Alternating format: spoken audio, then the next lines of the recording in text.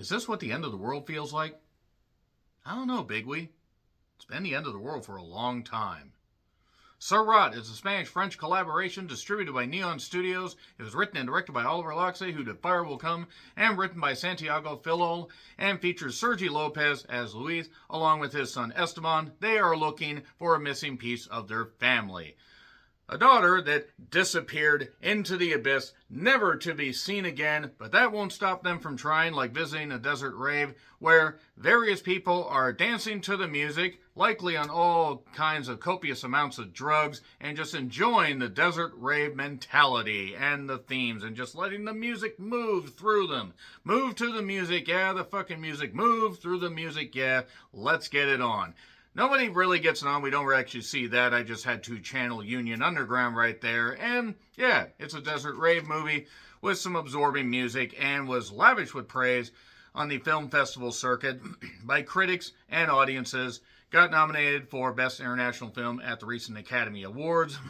And yeah, they're looking for their lost daughter. Not the lost daughter. No Jessie Buckley in this. She was too busy winning an Oscar for Hamnet. So that being said, this movie, for those that have seen the trailer, I don't really know if that's going to give you that much of an idea of what this film's actually going to be about. For those that have not actually seen the trailer and just maybe heard a little bit about it, that's the baseline of the non-spoiler premise, because things kind of rapidly descend into a lot of tension and a lot of, wow, this was a really, really bad idea to make this trip. Kind of like The Wages of Fear, but with slightly more rave music. For those that have seen The Wages of Fear and have seen this, you might understand the comparison. I do actually see why some people did not vibe with this movie. I can see the criticisms. It brings up some real-world events, since it's set in North Africa, in the desert, Morocco specifically, some areas around there. There are things that are brought up and things that are touched upon, but not necessarily, fully explored. Really, this is about a father desperately trying to find one of his children and going to great lengths to do so. And I do want to say that the rest of the cast is mostly non-professionals. They do fine. Sure, the characters are kind of stock. You don't really know a ton about them outside of a few little pieces of information about why they do this. You don't get much more than a baseline for a lot of these characters, but I ended up vibing with this movie quite well. Now, I had a chance to go see this in theaters just a few days ago. Unfortunately, that just didn't work out. It just hit VOD today as of this recording, and it is very, very good. The soundtrack is absolutely absorbing. That's really the only reason I wanted to see this in theaters, is I heard it engulfs you. But unfortunately, there were only like 3 theaters in my state, and the nearest one was like an hour away that was playing it like at 2 times, and I didn't really get a chance to do that. So turn up the sound, put on some good quality headphones, and really enjoy this, because it is quite good. It does have a really, big waiting for the other shoe to drop moment, and when it does, boy oh boy, the Wages of Fear comparison really come into play. But it is on Amazon right now if you want to check it out. 3, 2, 1, and spoilers. So there we go. I'm really going to just touch on a few things. I'm not going to talk about like in a deep way, the stuff, like the real world events that it touches on, because it's not culturally my thing. Like, I don't know enough about it. But I've seen people on both sides appreciate that they're touched upon, and then not appreciate that they weren't, or that they maybe were just used as window dressing. So I see both sides of like the praising and the negative. So the Sirāt Bridge, connects paradise and hell, and boy, oh boy, is that the case here. Now there's more to that text, but nevertheless. I never got the appeal of raves. One, I don't do drugs. That's pretty much it. But also, the music's cool, but I think you really have to be high on a lot of things to get with it. The music by Kang Ding Ray was really good, really magnificent. Great cinematography, by the way. Very good sweeping shots of the desert, just showing literally the nothingness. Like, you got to walk or drive or camel ride or, I don't know, take a goddamn, pod racer over there and get through. And, get through the miles and miles of desert. Also, I do want to say there are 2 dogs in this. Unfortunately, one dog is not fine. You don't see it, but it's implied. And the other dog seemingly is okay. But Yeah, looking for the daughter Mar. I love the great shots of the desert, as I was saying. And suddenly the military decides to say, hey, we're breaking this up because we're instituting a lot of, state of emergency stuff and you need to get out of here. Get the fuck out of here. Unfortunately, these people do not heed that and go further into the desert for more raving. One, pretty much indicating they're probably going to die in the desert if they break down. And two, granted, there are all kinds of ridiculous military things going on in many countries, and pretty much because of Americans right now, to be perfectly honest. But I would have heeded that and said, you know what, let's get back to civilization. We look for their daughter another time. We don't actually see the daughter, by the way. I thought it was going to end up being one of the characters that had just totally changed her look. But since she had been gone for 5 months, she wouldn't have had enough time to change her look that much. It's not like it was 5 years.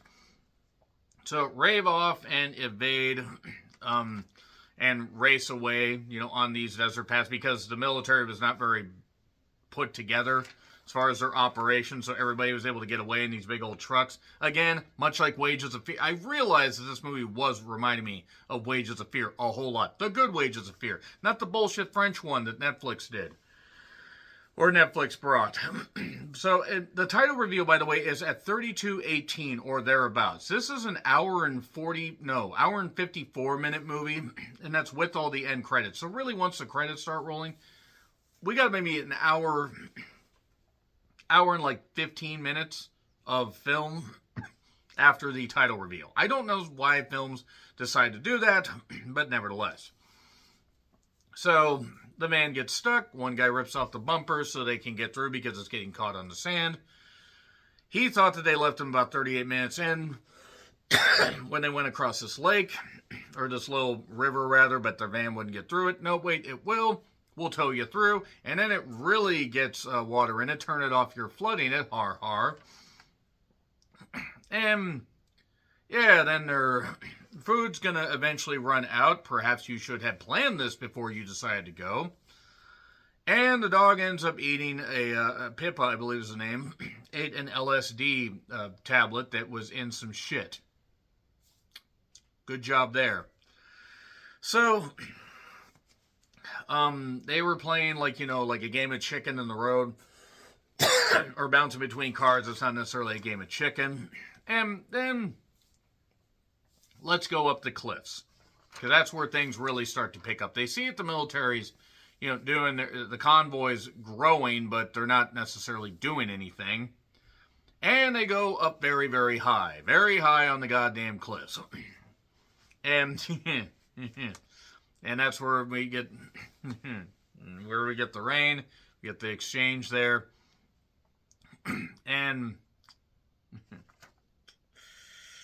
so Esteban's playing with the dog, and I thought he was going to send the dog over the side because the kid was stupid.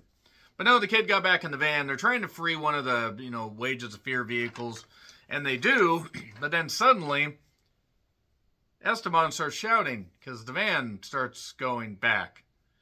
And the last thing the dad's able to say is pull the handbrake, but he doesn't, and the van goes right over the side along with the dog. So, God damn it, the dog died. Oh, yeah, the son died too, but whatever. He can make another one. Actually, I don't think Sergi Lopez could. But, yeah, that poor dog. By the way, I'm sorry, but Sergi Lopez, the way he looks here, looks like he's about 60, and Esteban can't be more than 12. Did he have him when he was near 50? These are important questions that just popped in my head. But yeah, pull the handbrake was the last thing he said. And they don't show Esteban or the dog, but God damn it, the dog. That poor dog. So yeah, Luis is not handling this well, as you would expect. They siphon gas from some vehicles. This one shepherd guy is just looking on and then takes his goats elsewhere. And then they end up in this wide open area off of these mountains, and everything's all crisp and pristine. And then one person walks and boom, and it's a minefield. More Wages of Fear comparisons. Right, those are fuel trucks, but still. And yeah, love is a minefield, and we are there, and we're getting blown the fuck apart. Oh my, oh my. Well, that's that. I mean, that's pretty much a wrap. They're about fucked. So, they are talking before, like, a couple more blew up. Like, I think it was two. I think Torin was one. And then one guy, I don't remember the name of his character, but he had, like, one hand missing. The non-professionals were fine, by the way. I don't know. Yeah, characters were a little bit but the acting was fine. So, what was the last thing you said? And this was told during that time. Stuff about, what you last said to your parents or what you last said to your loved ones. And Louise reflects on the fact that and this is after, by the way, he had wandered out into the desert and had to be found because he was all fucked up. He said, last thing I said was pull the handbrake. Not I love you, not this kind of stuff. But in the moment, you just panic. So they send one RV out to try and get rid of some of the mines. It blows up one mine. Okay, they go that way because they'll probably be all right. They do the other one, and it gets jarred by one mine that explodes, but it doesn't blow up the truck, but then it goes the other way and blows it up. And then Louise just says, fuck it, I'm going. He goes there. He doesn't really think. I crossed without thinking is what he said. One guy gets blown up. That was actually the guy with the hand. I apologize. That was the guy with the hand. The other guy that got blown up was the one that had the crutch leg in his foot, I believe. Carrie Von Erich style. If I got any of that wrong, I do apologize because, again, characters weren't totally distinct, even though the acting was fine. So, over the hills and through the woods to Grandma's house we go on a train. They are on a train, music plays, and there you go. Some really good, it's much more of an experience, I think, than, I don't want to say a fully fledged film, but again, I see why people didn't vibe with it. I vibed with it, and I really liked it, so I give it an A+. I had a lot of fun with this. It was just an accident was better, also a lot darker, and no other choice should have been nominated in its place, the place of this for Best International Film. That does not mean Sirāt is a bad film at all. Sirāt, you say tomato. I say I give it an A+, and I'm ending this review. So, that being said, let me know your thoughts in the comments. Like, share, subscribe, Twitter, Letterboxd, Blue Sky handles in the description. I'm John Ritlin. Until we go to a desert rave that's hopefully better secure, happy trails to you.